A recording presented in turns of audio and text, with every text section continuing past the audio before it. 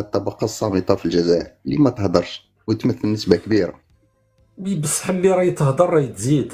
هذا نو هو والله المشكل والله والله يا خويا، شوف لو كان تحطها 0.01 هما اللي يهضروا وهما اللي مدايرين منصات في الوقت الحالي شوف اللي راني نشوف فيه.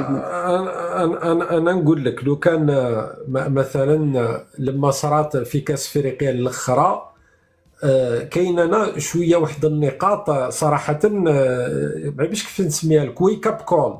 يعني حاجه تفيقك من بالك من واحد الرؤيه هذيك تاع انك تدغدغ شويه الشعب. لما شفتم مثلا يخرجوا منتخب اخر تاع بلد اخر ينهزم، صراحة ما نكذبوش على بعضنا، عشرات الآلاف خرجوا في كثير من المدن الجزائرية. عشرات نحبوا ولا الآلاف نكرهوا، قلتها تمثل 1% وعشرات الآلاف سي بوكو كومون. عشرات الآلاف بلا ما نحكيو نو على يا المواقع، خويا بلا ما شوف، نحكيو على الإعلام الإنسان أنه ما يشوفش من الزاوية منين يبدا له الإعلام، ولا كاين الناس هذوك أنا قلت لك هما اللي يمثلوا مثلا في لي بلاتفورم، هما مثلا كالكو سوا في فيسبوك ولا الآخر، يبين لك هو واش يحب. انا نخرج بلا كام درك بالتليفون نقدر نبين لك انا واش نحب وندور لك الزاويه اللي نحب ونقدر ندير. لو كان انه انت مثلا تشوف الانتخابات ما كانش، بصح لو كان تشوف الاعلام تشوف الناس بزاف اللي فوطات والناس بلي فوطو، الزاويه ماهيش مي كيف كيف. مي المشكل حنا تاعنا حنا دركا ما نقدروش تاني نبقاو نشوفوا ونتفرجوا. هو في بعض الاحيان انا وعلى بالي مثلا باللي كاين واحد القسوه في الكلام وكلش، بصح لو كان نبقاو نتفرجوا ونقولوا راه ما كانش، لا كاين امور قاعده تتغير. منذ سنوات عمرك ما كنت تلقى الشعب الجزائري يخرج في الشارع كي يخسر منتخب تاع بلد واحد اخر، هذيك عينه. عمرك ما شفت ما تشوف الجزائري يضل يسب بالعدد هذا الهائل. نهار صارت هذيك مع كوت ديفوار وهي دائما مرتبطه لهذا، قلت لك كاين مواضيع. درك انت قادر تقول لي راهي كره قدم، تقول لي انت واش دخلك في كوت ديفوار هذه وتحكي لنا ومشكل بين كوت ديفوار والاخر. مين نحبوا ولا نكرهوا كاين فئات قاعدين يسبوا يشوهوا. حتى لو كان راني متفق معاك انه الناس اللي درك في الواجهه راهم تاني ناس، هادو هما تربيه بيوت الرذيله تاع الصح. والمشكل انهم تسمعهم كيما كي تروح للشارع تلقى بالك البنات كامل محترمات، لو كان تكون وحده ماشي محترمه انت راح تركز عليها وراح تقول باللي شوف قله التربيه، الوغ كو الاغلبيه راهم محترمات. هذه هي هذه صح. كاين الجانب هذا، لكن كاين جانب انه المجتمع الجزائري راه ماشي ويتدمر. هذه نحبوا ولا نكرهوا. والله تقدر تقول بالك يتدمر من الجانب انه مثلا اللي تحكي كاين باش الانسان ما ينكرش، كاين واحد الحساسيه بينه وبين الشعب المغربي في الاونه الاخيره، كيلكو سوا لو كان هذه تحسب حتى النهار هذه برك لو كان تقرا برك في لي كومونتير اكزومبل يذكروا الجماج، ما يذكروا بزاف حوايج يستفزوا في الجزائريين. ماهوش انت انه مريح في كرسي واحد يستفز فيك وانت تبقى ساكت اوتوماتيكمون كاين اللي نسقسيك، الماليين قاعدين يهضروا على الجزائر ولا لا؟ الماليين من مالي كاين يدير. مؤخرا، نقول لك باللي الماليين راهم يسبوا صباح وعشيه فينا، وهما تاني عادوا يهضروا على الجماجم. كوت ديفوار عادوا يحطوا الصور تاع الجلفه. ليبيا نفس الشيء، راهم يحكيو على الطوابير في الجزائر. نو مي راهم بلاك الشعوب مي راني حاجه راح حاجه نقول لك قليله. باللي الشعوب راهي بطبيعه الحال راح يجي فتره تكون عندها ردود افعال. راك ما تقدرش تضل تسب في الناس امبونيمون هكاك. الناس ما تردش تبقى ساكته. الامارات راهم عادوا يحكيو علينا صح، نو معليش السعوديه خويا، عادوا شوف يقول خليني لك نقول لك واش هضره كاين. برك لو كان تسمح لي. لو كان برك حنا نشوفوا برك القضيه انه تاع الجزائر والمغرب عندها مده، يعني عاد اي تولي يعني عندها مده خلاص، ماهيش قضيه انه جديده ولا انه وصلنا للحق اللي وصلنا لوقتها. في وقت بوتفليقه الجزائر كانت هكا. نو كانت بصح على قضيه الصحراء الغربيه كانت هكا. لا كانت القضيه تاع الصحراء بوتفليقه كان اصلا مرقدها القضيه، مدايرين اللي مدايرين الجنرالات كوتي، ما كانت مي هي مرقده يعني كاينه شعبيا. شعبيا ما كانش. الجزائري وقت تقول له الصحراء الغربيه يقول لك روح خطيني واش الصحراء الغربيه تاع جدك هذا، احكي لي. الجزائري كان يحكي على فلسطين. دركا بحكم التغذيه هذه تاع الهوس هذا بالجاره الغربيه والاعلام ووكاله الانباء وكلش، وراهم اعداء واسرائيل وكذا، دركا صح عادوا الناس يقول لك الصحراء الغربيه تو والبوليساريو حتى المغاربه وندعموهم. دخلوا في لوجه، في زوج دخلنا في لوجه، كيما ياك تقدر تقول حاب الجزائر تقسم لا له المغرب. بلادو انت صاحبي، اه ياك حاب تقسم له اخويا بلادو تقول لي كيفاش ما يدخلش. نعطيك واحد النقطه برك.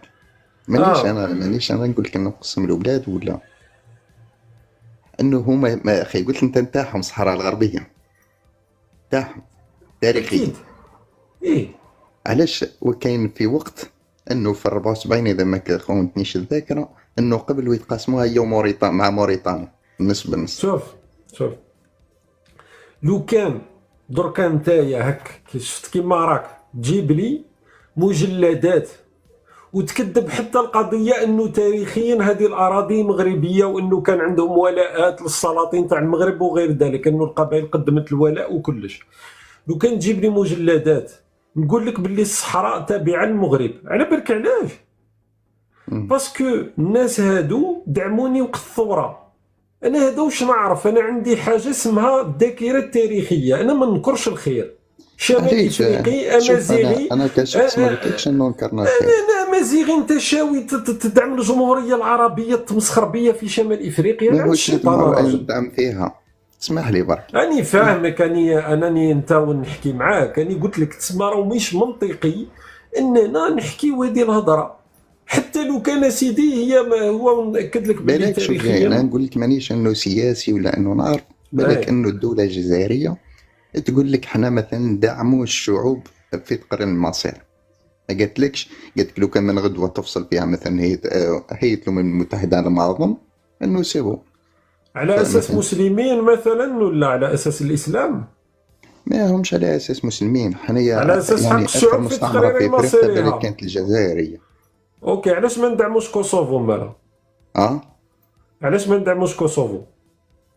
ما عنديش عليها معلومه. حنايا المهم الدوله نحكي شوف كاين كوسوفو، لو كان جات حق الشعوب في تقرير مصيري نقول لك راك انت انسان باين باللي تقدر تبحث بنفسك، من بعد روح ابحث على القضيه تاع كوسوفو وروح افهم لماذا النظام الجزائري اذا كانت بمبدا حق الشعوب في تقرير مصيرها علاش ما ندعموش كوسوفو من اجل انهم يستقلوا.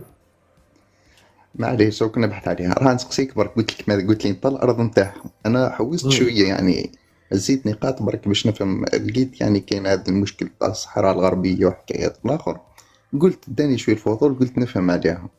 لقيت باللي قبل الاستعمار كانت صحراء وكانت مأيده للدوله العلويه اذا ما كذبنيش ربي. الولاء تاع القبائل اللي قرون مقدمين الولاء وانه هذه قضيه تقدم اسبانيا.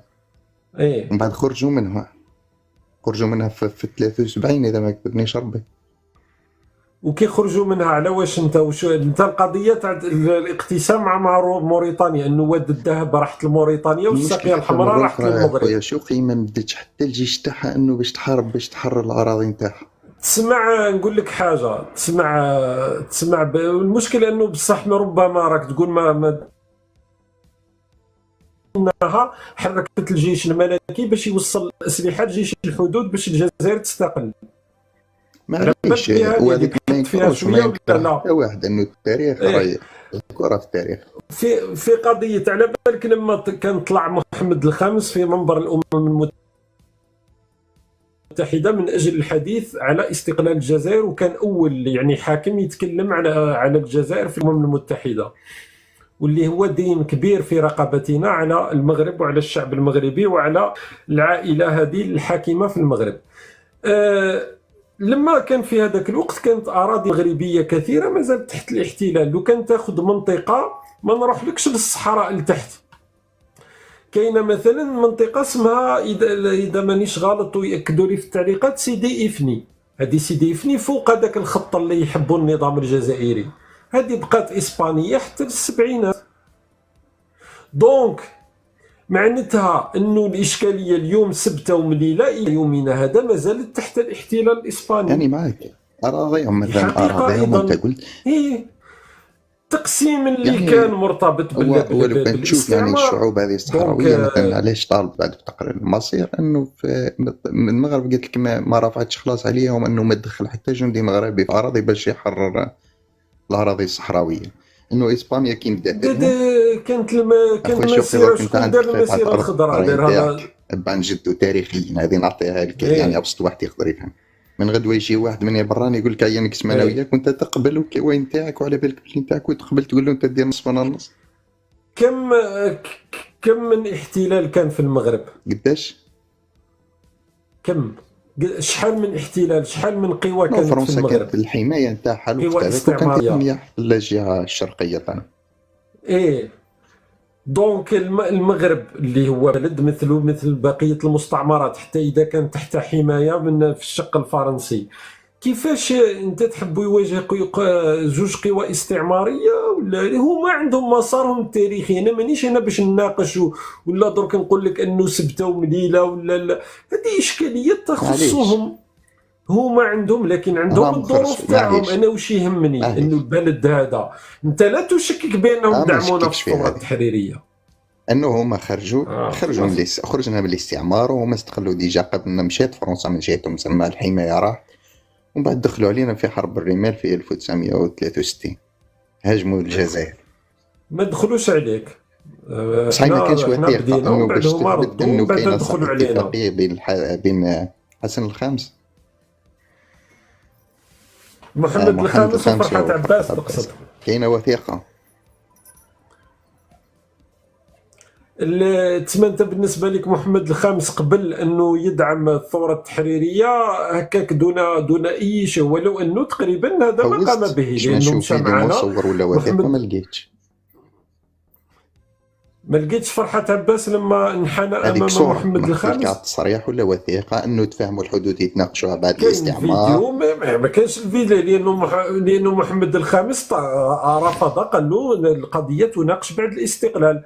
ما قلتلكش قال له باللي حدود معينه راهي تابعه للمغرب ولا تابعه للجزائر، لكن قال لك باللي النقاش الصراع الحدودي هذا نناقشه بين الجزائر والمغرب بعد والمقترح تاع شارل دوغول تقدر تلقى مصادر تتكلم عليه، انه شارل دوغول اقترح على المغرب مقابل وقف دعم باش الثوره يخرجوا ويخليو التحريريه لهم، وما يخليهم انه يديروا في البترول والاخر، وما كامل الاخر. بصح ما كانش وثيقة انه تثبت انني معاك. مثلا كي تقول لي قالوا الاخر، ما كان حتى مقطع يعني فيديو. شوف راهو لو كان ندخلوا في هذه انا راني ما نحبش. شوف انا راني ما نحبش، بصح كي تبدا تقول لي في الدلائل لا تسماك شغل راك ما تكذب في الكلام لقيتوش، اللي انا نقول. حوست قبل انه ما تطلع دركا معاك ولا نشوف لا معاك. لا معليش نقول لك حاجه بسيطه.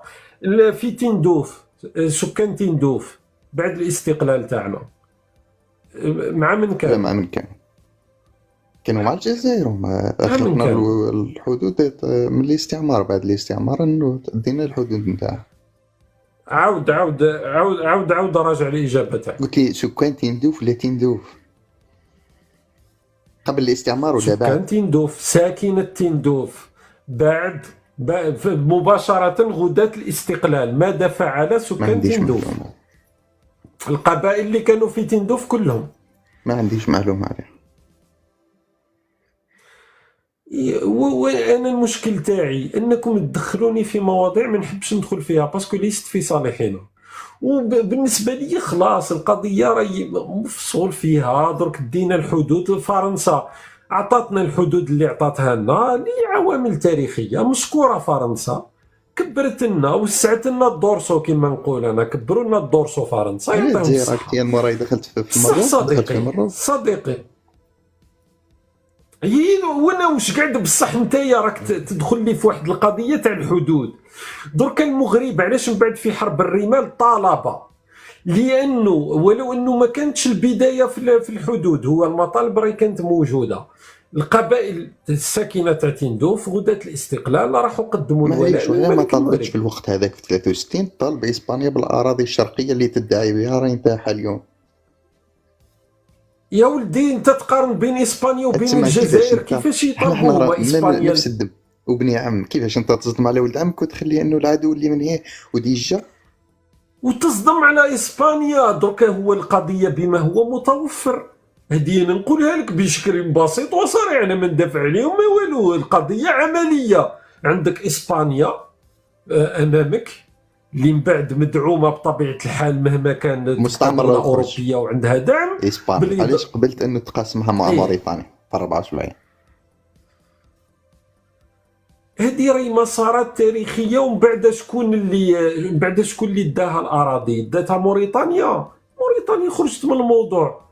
القبائل نهضر في عليهم بار الخمسينات، برانسيب القبائل اكزومبل الارض الصحراويه، نتاعك راهي ما تسمعش عليها. القبائل الصحراويه قدمت الولاء، قدمت الولاء ايضا، راح قدمت الولاء للملك المغربي في الخمسينات مع يا خويا محمد شوف درك الخامس. لو كانك راك تشوف تقول قدموا الولاء، كاين ما يعادل تقدر تقول واحد 300 ألف صحراوي مازالوا يطالبوا بتقرير المصير، وهذو منين جاو هادو؟ ما كانش كاين البوليساريو درك، هذوك المحتجزين ما تقدرش دوك الناس محتجزين تقول له باللي راهم يطالبوا، هذوك راهم خلاص راك راهم انت راحوا تقول فيها بوليسا مساكين. وناس صحراويين، انت شوف على الناس بالك الصحراويين بالظروف يحبوا مثلا تاعهم هما عاشوتهم. يا مساكن، انت تظن باللي هو يقول لك دوك راهو يشوف الناس عايشين في العيون في الداخله، ما نقولكش عايشين جنه ولا الولايات المتحده الامريكيه، مي عايشين لاباس في ظروفهم في بلادهم في العيون، تلقى الصحراويين باللبسه تاعهم عايشين حياتهم عادي، ما هم تحت الاحتلال، ما هم يضربوا فيهم، ما هم يتعداو عليهم.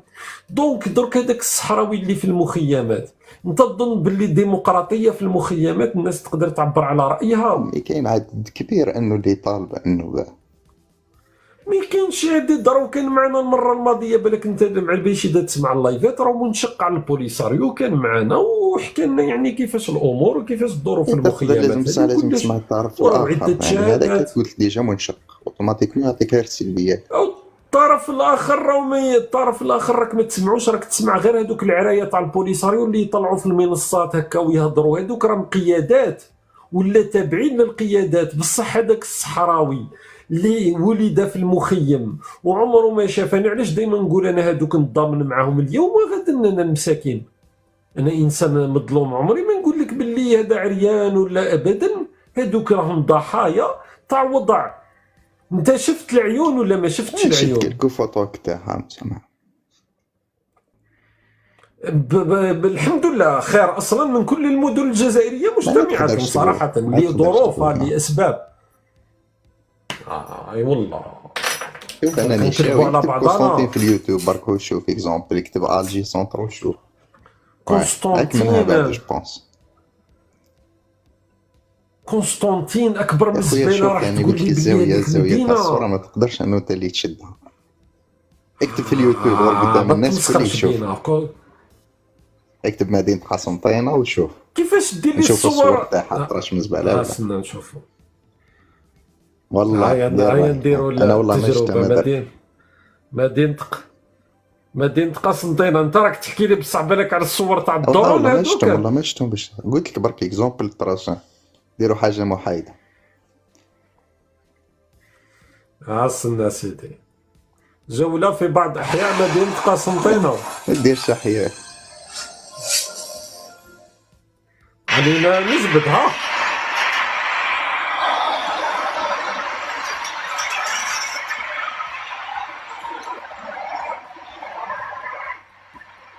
هادي راه الخير وين تسمى الآثار الرومانية هذيك اللي موجودة راه قدام الجامعة. راك تشوف اصلا باللي توتي على بوندون راه كلش هذه هي قسنطينة. خاصنا نشوفو اذا راح للمدينة ولا ما راحش. خاصنا هنا بالك راه في جهة سانجا. هذه رانا جهة فرنسا، راك في هنا ومطار كتهون لنا فرنسا. هاي كتر خير فرنسا على كل حال. زميلنا ننكر فرنسا عندها 60 سنة. وشكون بناها وسط المدينة تاع قسنطينة؟ فيها بناية تاع فرنسا، فيها مام تاع الجزائر. شحال عندك ما روحتش شوف؟ كامل تاع وسط المدينة سان جون. هنا دار المالية شكون؟